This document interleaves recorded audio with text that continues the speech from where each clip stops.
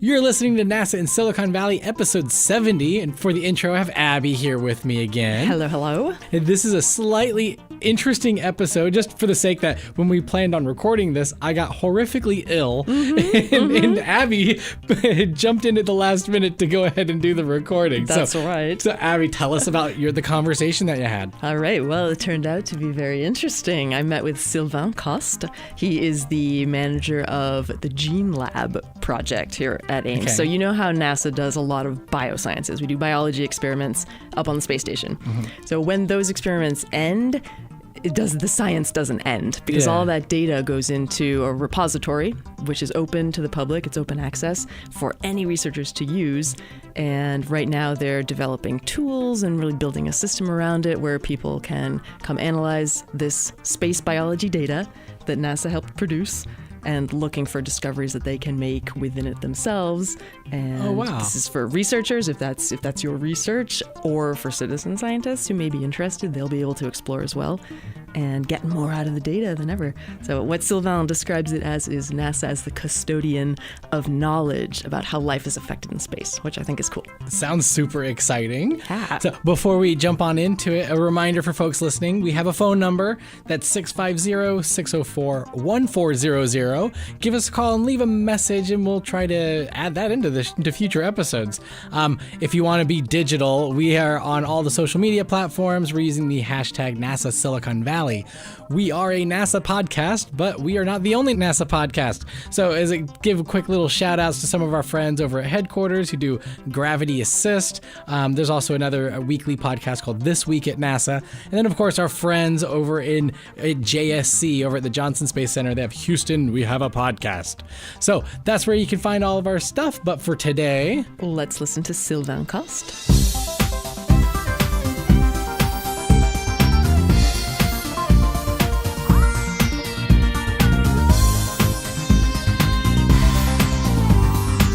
So, hey, Sylvain, thanks for coming in.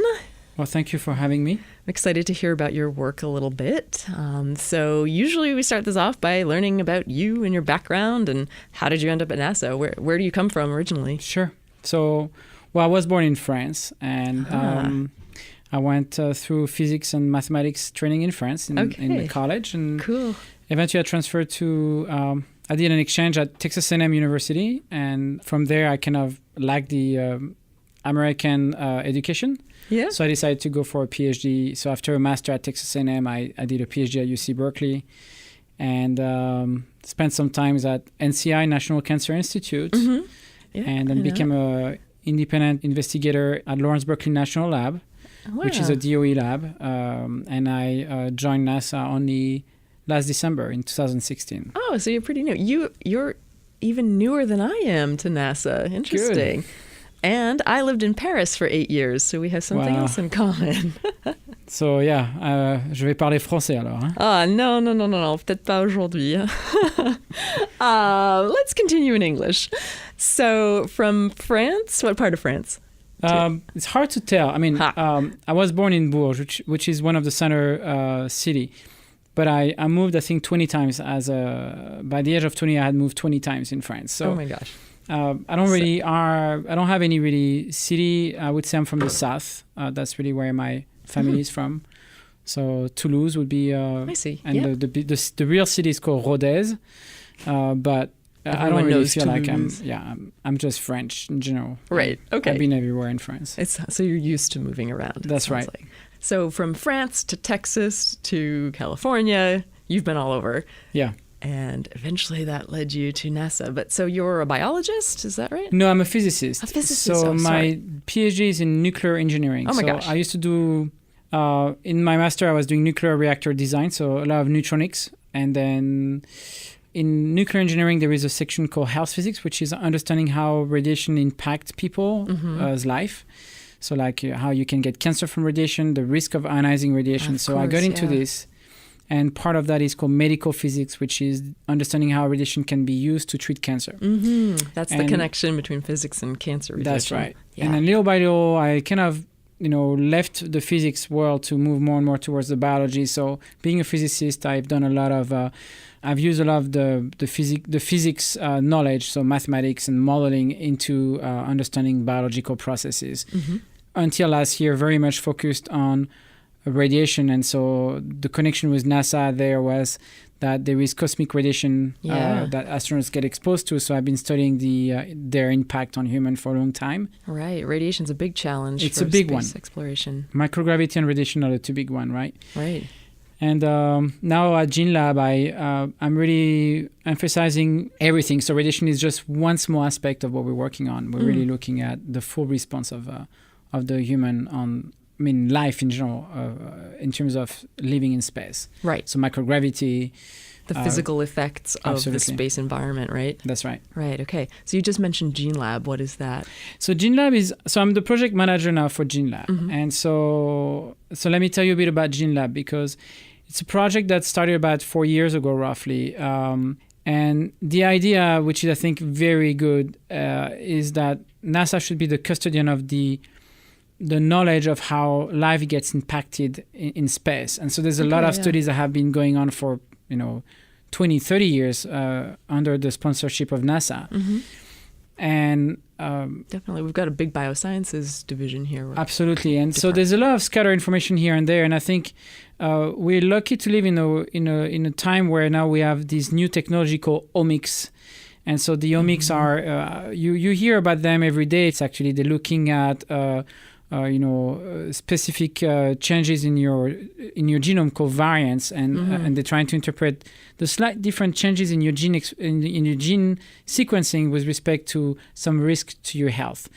That's one omics that's exploding right now in the world. But there's other omics that have been going on for a while. One of them is called transcriptomic, which is 90% of the data in GeneLab are transcriptomic data, and there it's the idea of looking at the RNA expression in tissues or in microbes or anything. We're looking at any sample coming from the space station or from the space shuttle end up, if they have been analyzed for omics, they end up into our repository. So GeneLab is that big repository of information. Okay, right. GeneLab is a database. It's a database, but it's going to be more than a database. This was the original thought for it. Basically, let's store all this information to one local place. And so we've been very active in either identifying legacy data set that should be in GeneLab from the get-go, from the past. And we're also very active with any new omics being produced on the ISS to make sure that those data comes into our repository. And we're not only looking at one type of omics, we're looking at many different omics. There's something else called proteomics, which is protein profile. Epigenetic, which is how your DNA gets decorated by specific molecules that changes the expression profile of those molecules. So all these omics techniques are coming to us, and we're working very actively also in identifying what's been already produced in the world. And the idea is to be kind of like the custodian of knowledge and catering this information to the public. Okay, cool. So let's review. Omics is this big area, right? That it can be proteomics, genomics. Absolutely. Right. Okay. So any of these companies that are offering genetic analyses for it's one type of public, omics. Yeah, that's one type of omics. So all of these basically are ways to study what our DNA is producing or what any organism's cells are doing right. with their DNA. And is it correct that that's what can be influenced by the space environment? Absolutely. So I think if you go back about life in space, there's really two big questions that we need to address. One is really how microgravity confinement, ionizing radiation can affect living entities. And here, that question is important with respect to the astronauts because we want to make sure they're going to be healthy on the long run. Yeah. So that's one big question. And we believe that in addition to the battery of tests you can do on an astronaut, like, blood samples, pulse, EKG, whatever, you have other tools, molecular tools that we can address by using animal models. So because the problem with omics is typically you have to sacrifice the animal to get the information. I see. So for a mouse, we're going to get the liver, we're going to get the brain, we're going to get the bones, and we can then run omics on those guys. Okay. So to see what impact what microgravity or radiation is having on the body. On a body, right? That is close to us, which is mammals are great, but there's also effort on Drosophila, which is insect and the fruit flies. And you also have C. elegans. So there's a variety of animal models you can use. There is another question that GeneLab is also helping answering in terms of the information we're putting into the database. It's more understanding the way an ecosystem is modified by space. And so here you can imagine microbes. So, we talk about microbes being found on the walls of the space station. Yeah, I've seen that. These kind of things would be addressable with omics, but more then you're more interested in seeing what kind of maybe new species or how a strain can deviate from its original genomic makeup by being in space for a long period of time. It's also helpful for the plant, for instance, understanding the kind of stress you put on an ecosystem like a plant. Then you may be able to optimize how a plant grows on Mars or in the space station. So you see, you can either look at the ecosystem side or you can look at the human health side. And so those two things are coming together in GeneLab, which is interesting. That's very interesting. That's what I just realized as you were talking. You can look at the effect of space on an individual and then all the way up to the ecosystem scale. Exactly. That's pretty awesome. Right. Okay, so GeneLab, these studies are going on already, and then GeneLab collects all that data that these experiments are producing. Is that it? Yeah, so there's different ways the data can make their way in GeneLab. So one thing, as I mentioned earlier, was we talk about legacy data. So before GeneLab existed, people were already gathering some omics. Having said that, the omics have changed a lot over the past 10 years. So the legacy data typically have some kind of technology for transcriptomics that we don't use as much anymore, like we call microarray, which is the old way of looking at RNA levels. Since then, gene expression levels. So since then, now we have RNA sequencing, which is a better technique. As we go to new omics, we have much larger data sets. So the repository is getting bigger, so big data is coming down the pipe. Yeah, definitely. And that's one way, but the other aspect of GeneLab is to really work actively with investigators and collaborators to generate new data. And so we work with PI that have their funding from NASA to fly animal models, plant, microbes in the space station. And we help them maybe get more information from their samples and make sure that all their omics go on the database at the end. This is the side that I know a little bit about from working at Ames, our bioscience department. They work with researchers at other institutions, right? Right. Who want to fly an experiment to space to do their science. That's what you're talking about, Absolutely. Right? We'll help them carry out that experiment, and then also we get to use the data. Absolutely. So there is that aspect of at NASA Ames where investigator will work with a principal investigator from that got funding to actually fly on the ISS specific mission and specific experiment. So part of our work is also there. And I think the something new about GeneLab that as the new project manager I'm trying to push for is really, I really think that GeneLab should be serving 3 different communities. So the data repository by itself, really, that data really talks to the specialist, the bioinformatician that can go in there and download the data and work with the data and interpret the data. Specialists, yeah. It's very, very specialized people, scientists. But then you have another group, which is the scientists in general, which they don't know how to do the bioinformatics, but they know how to ask the right question. And we want to provide tools for them to be able to access the information without having to do all these very tedious and slow work. So some of the repository data are now being used to be processed to generate a new level of data that we would call higher order data that can be interpreted. And from there, for instance, the idea would be, is there a signature of cancer in some liver samples that I got from the space station? So a specialist on cancer, but not a specialist in bioinformatics, can ask this question by being provided the right information. I see. And they're also, that means they're not doing a brand new experiment. They're using data that exists. Exactly. Cool. And so now you can think of, this, it's the same data, but they've already been pre-processed by us. And then they are now, so there's a bigger emphasis on tools to visualize this information. And so we're still working with this and with the investigator. And the idea would be to really have at the end, even a higher level type of information that would be very succinct, but very simple to access. With a few clicks, someone could go in there and ask for their favorite gene. Say, is P53 modified in space? And then you could ask to look at all the mouse data, or you could say, yeah. okay, I want mouse and Drosophila. Or Yeah. and this now talks to not only scientists, but really even high school students can do these kind of Really? questions. Yeah, Yes. we had a gene lab for high school. Liz Blaber was the PI who actually organized this, and it was very successful. And you know, high school student can make sense out of this data with the right guidance. So it's possible. That's impressive.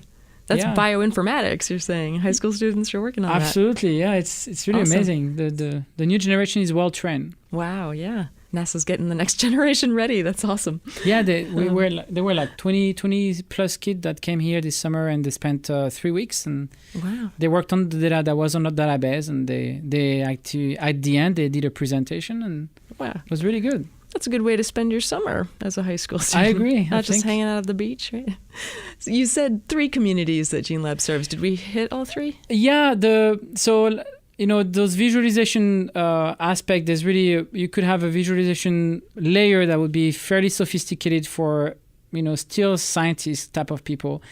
But then you could really have even a higher level of visualization that is really simple, where you can ask very simple question about, you know, anyone who doesn't know science but who's curious about space could say, is there any change in inflammatory response in space? And so at least on the omics level, looking at protein and RNA, you could extract this kind of information actually and report this information back to the public. So what we're envisioning is really this multi-tier level where you can really, you know, for specialists, you would pretty much play with the data the way they are. For the scientist community, you would have visualization tool and some processing tool. So if you want to do some grinding yourself, crunch the numbers, data. Yeah. And this system would be, by the way, on the cloud. But then at the end, the very light level data, which doesn't take much room, is those visualization data. But then they're very much guided by us, because we have to make choices in what we want to display. And right. And so, and to do this, we think that we will involve the community, the scientific community, through something. This NIH has used a similar model called AWG, Analysis Working Group. So the idea is to put together multiple principal investigator experts in one topic, and put them together to kind of tease out what would be the best way to analyze certain type of data. So for instance, we could focus on the rodent data, or you could focus on the microbe data. And so you could imagine different AWG, Analysis Working Group, for these different questions. Okay, and so different groups of scientists will decide this particular kind of data is probably most useful for the community, so we're going to create some tools to process it. Some tools or some way of displaying them. Okay. So how can you make it very, very easy for anyone to understand what's going on? So what is the right processing pipeline? So we call them pipeline. It's like it's a bunch of different scripts that you put together that will take the raw data, which are very big, and turn them into a very small amount of data that is small but very meaningful to us. You can imagine Google does the same thing with their data. They have all these very large database that they work with, but at the end, when you type a keyword for a specific question you're asking, the system is able to point immediately to a web page with an actual answer to your question, which is remarkable. Yeah. So in the background, there's a lot of things happening for this, and there's that huge database working for you. Are you kind of creating the search engine that will browse this huge database of biological We're thinking of that. It's a bit more difficult for us because when you think of Google, they really have what they call big data, which is real. It's a lot of data. Gene Lab doesn't have big data. We have complex data. We have, but you know we don't have that many experiments from space mission. And if you go on our website right now, you will find 130 plus studies, and less than half of them are actually space mission, and the other one are ground studies that mimic what's happening in space. Oh, okay. Simulation, you know. So this is the caveat, is that we have lots of data, but they are complex data and they're not big data. We have a very sparse matrix of information. And so there's still some question about how you're going to go about those data. And so that's really where working with the scientific community will help us figure out what are the best pipeline with this specific constraint in mind, which is an additional challenge. But I think the technology and I think machine learning may be helpful there. Really? Machine learning is part of this? We're thinking of that too. Interesting. because there might be some clever way of interpreting those sparse metrics that we're dealing with. And there's a lot of things still that are, undefined in the scientific community. And I think GeneLab is really at the cutting edge of this information. So it's super exciting, but it's a challenge. And I think it's a visionary approach to have created GeneLab. But any visionary approach also bring a lot of challenges that needs to be dealt with. Well, yeah. But NASA's all about challenges Absolutely. and taking them on. That's what we hear, right? Right, exactly. I wanted to ask you, you've spoken about how GeneLab will be accessible to different levels of expertise, right? Is it also open to anyone to go browse and look at? Absolutely. So the intent is to have this different tier level. Currently, the current version we have is 1.0, and we're moving to 2.0. 1.0 is very much a repository where you can just download the data. The version 2.0 would have, and it's public. So, anyone can go in there. There is no restriction. Amazing. So a high school student can download the data on his or her hard drive and play with them. Cool. If they want to. There's a lot of, free tools out there that you can do that, really. But 2.0 is going to have more interesting things coming down the pipe. We have now a workspace, so people can log in, can actually see all your data that you want to add to the current GeneLab data. So you can bring your own data to compare. If you want to do a comparison, for instance, with your favorite experiment and some space samples, you can do it inside the system. And the other thing is 2.0 will be, as we move on, we'll be having more and more tools that you can use to process some samples. So and do some analysis.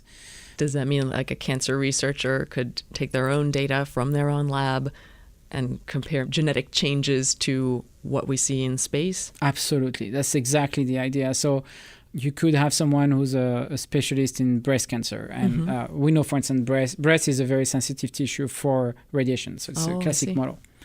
So it would not be a bad idea to look at and a lot of the animals that were flown on the ISS and in the space shuttle are female mice. For many reasons, it's easier to work with female than male. Typically, male tend to fight in the same cage for a start. So we can't put as many males as we can put female in a cage. Yeah.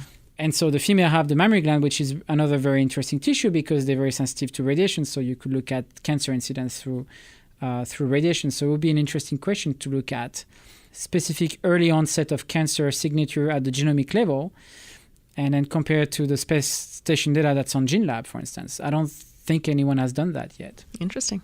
All right, and GeneLab would make that comparison possible. Should be. If we have, having said that, we need to first have some mammary gland data in GeneLab for ISS or space shuttle, and they might be out there somewhere.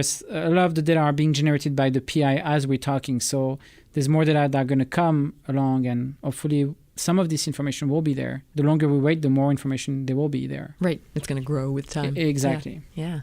Cool. So do you guys just receive data, or do you ever work with the samples that come back from the space station? Because there are biological experiments happening up there, right? It's a great question. So actually we do both. I mean, the majority of the work is obviously on taking other people's data. But NASA has recognized that some samples may not be taken by any PI, and so it would be a bit of a waste. They may not be used by... Right. And so GeneLab has come up with a prioritization of samples that we think are very important. One of the strategies would be that if we can really focus our attention to specific tissue on a regular basis, then we'll have a very clear characterization of this tissue. And as time goes by, we'll have multiple time points in space. So a long duration versus a short duration, looking always at the same tissue in the same type of animals, then we'll be able to see how the time dependence is showing up. So to do this, we have what we call the sample processing lab, which is a small group in GeneLab that either works with other principal investigators when they need help to process samples, but also there's something called tissue sharing agreement where we can get some tissue from the ISS that are not claimed by anyone else. And there's a list of tissue that would rather see coming in through this prioritization. What would be an example? What would be tissues you're interested in? So the one we've been looking at a lot is liver. And the reason no one wanted to look at liver is because it's not a tissue that's been showing very much response. Having said that, we actually now have a publication being prepared on that topic showing that actually there is some real changes in the liver in space. Oh, really? Ah. Which is surprising. There was one study before that had suggested there was a change and a longer duration from space shuttle samples, and now the study we're preparing actually is showing that on the ISS as well, the same strain of mice called C57 are showing some kind of a change in the liver over a 30-day course in space. So that could be important for human astronauts. Absolutely, later, right? The problem with animal system is that you have to remember that we work with one strain, which means that all the data is coming from one single strain, which is the equivalent of when you work on one strain of mice, you're looking at identical twins, if you want. Oh, yeah. Okay. So you have no idea of how genetic variance is affecting this response. So what you see in one strain may not be seen in another strain. And so that's one of the big challenges with the animal work. I see. So that's a caveat. And that's why insects are pretty cool, because with insects, you can actually have a bunch of different genetic background in one experiment. Oh, more easily, more of them. They're smaller. Easier. That's right. So you see, this is the art of science. It's like, how do you use each model to their best? How do you optimize the usage of these animals? Yeah, so put them to their best use. Yeah. Right. So rodents are great because they're very close to us genetically, but that's the limitation.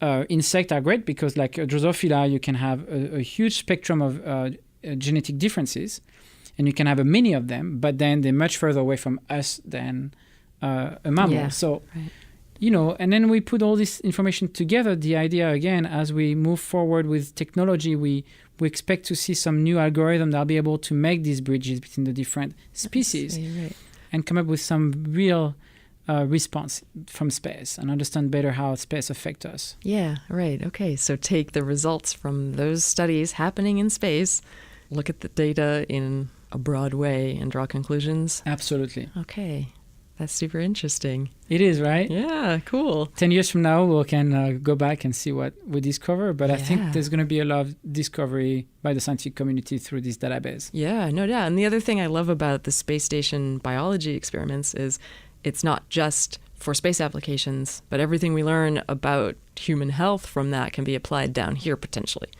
Absolutely. That's a great point. Thanks for raising it, because we're discovering this as one of the things we're doing right now at Gene Lab is as we are kind of generating those pre-processed files for opening the door to a bigger community that don't need to do all this processing that we can provide to them. We're discovering some confounding factors in the sample. So for instance, if you modify the carbon dioxide level in the cage of an animal, so I don't know if you know that, but carbon dioxide levels are different in space because it tends to be higher. Oh, really? And for the longest time, we thought that there was no impact because they were still pretty low level. And now with the Gene Lab data, what we're discovering is that when you do a ground control and you increase the carbon dioxide to the level that you have in space and the space station, we do see some hypoxic signatures in the gene. It has an impact then. It has an impact. Now, again, you have to be careful. RNA level is just one very small piece of the puzzle. You may have a change at the RNA level, but not at the protein level, which is what's more relevant, I would say, physiologically, is like the final signal is turned into an actual protein.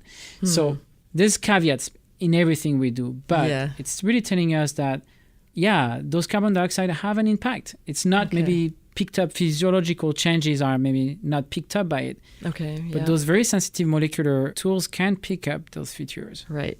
So that's an example where your Gene Lab is allowing you to discover that it's very complex, the interactions between environment and DNA and proteins produced. Exactly. And you're teasing that apart, right? Right, because back to the carbon dioxide example, you can imagine a situation on Earth where we are exposed to high level of carbon dioxide and no one would ever study this stuff because no one would ever think of that. But it turns out that this data set is clearly putting their fingers on one thing that maybe suggesting more and more studies even on by other investigators. What are those signatures?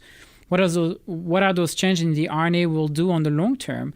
Is there a situation on Earth where you get low carbon dioxide level and you should be concerned about it? So it is really going much more beyond space. The people being bedridden for like months is the equivalent of being in microgravity. That's one of the classic model.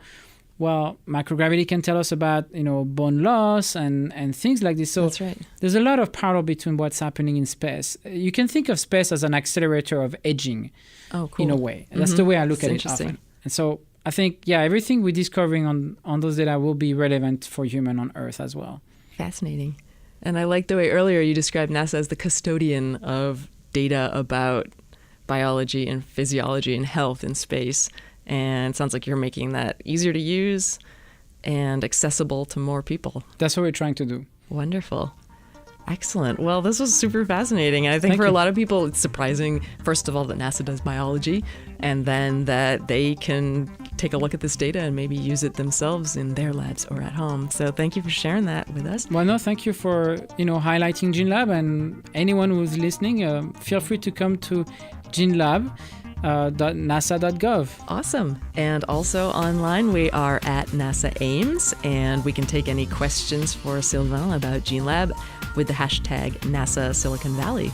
So thanks again for being here. Thank you very much.